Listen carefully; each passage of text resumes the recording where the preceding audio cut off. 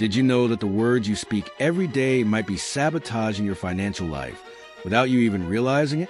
It may sound like an exaggeration, but pay close attention. The phrases you repeat shape your reality. And no one understood this better than Solomon, the wisest and richest man who ever lived. He mastered a powerful secret. A secret that few know, and that could be the key to transforming your financial life forever. Today, you will discover how Solomon uses words to attract wealth and how you can apply this to your own life to finally break free from cycles of scarcity. Death and life are in the power of the tongue. This phrase is not just a beautiful metaphor. It is a profound principle recorded in Proverbs 18, verse 21, and taught for thousands of years. Solomon understood that what we say not only influences our minds, but also directly affects the results we achieve in life. This is not just spirituality. It is psychology, neuroscience, and even economics. The words that come out of your mouth reflect what is inside you. And the good news is that you can change this starting now. But how did Solomon apply this knowledge to become one of the most prosperous men in history? He mastered 3 patterns of speech that, when used correctly, created a direct path to wealth. The first was a declaration of wisdom. Unlike most people who talk about problems and difficulties, Solomon focused his words on the pursuit of knowledge. He said, "The heart of the wise seeks knowledge," and by doing so, he programmed his mind for continuous growth. In today's world, great billionaires follow the same principle, whether it's Elon Musk or Warren Buffett, who spend hours every day reading and learning. The second pattern was the use of words of gratitude and abundance. Solomon understood that true wealth begins in the mind. He did not focus on what was lacking, but on what already existed.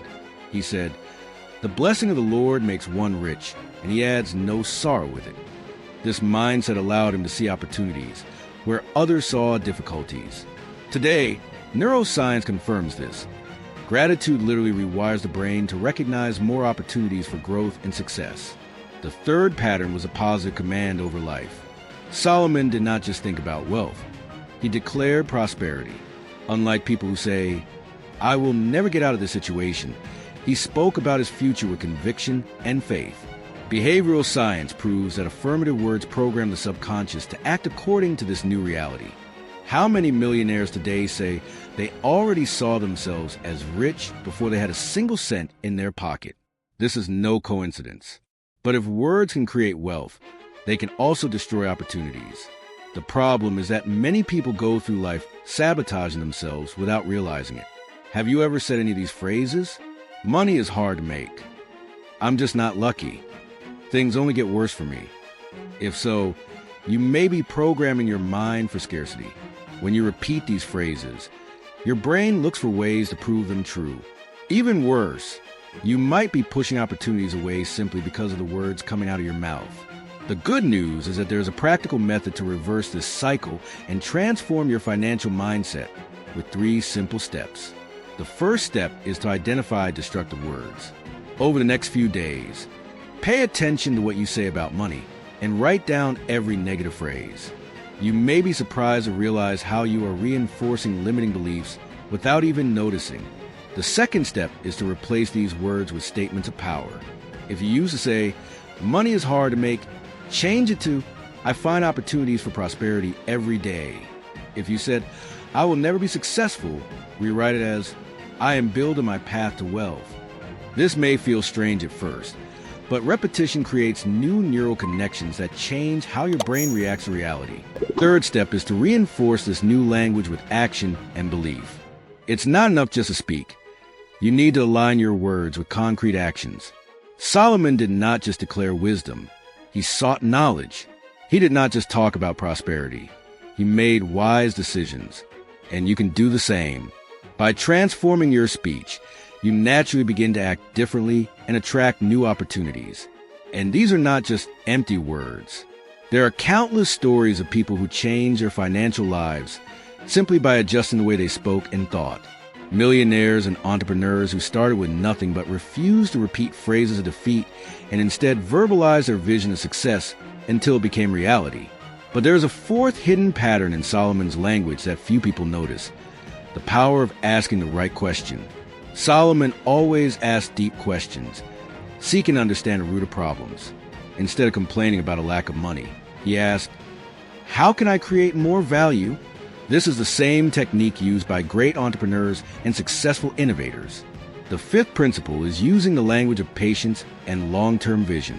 Solomon said, the plans of the diligent lead surely to plenty, but those of everyone who is hasty surely to poverty. He understood that hasty words, expressing urgency and desperation, lead to poor financial decisions. The sixth pattern we will explore is the verbal construction of identity. Solomon did not see himself as an ordinary man. He recognized himself as a king, a ruler, someone of great value. Today, studies show that the way we talk about ourselves directly impacts our success. People who say, I'm terrible with money, never manage to escape scarcity. The seventh principle involves a connection between words and action. Solomon taught that speaking without acting is useless. The lazy man desires and has nothing, but the soul of the diligent shall be made rich. He knew that words without movement do not bring prosperity. How can you apply this?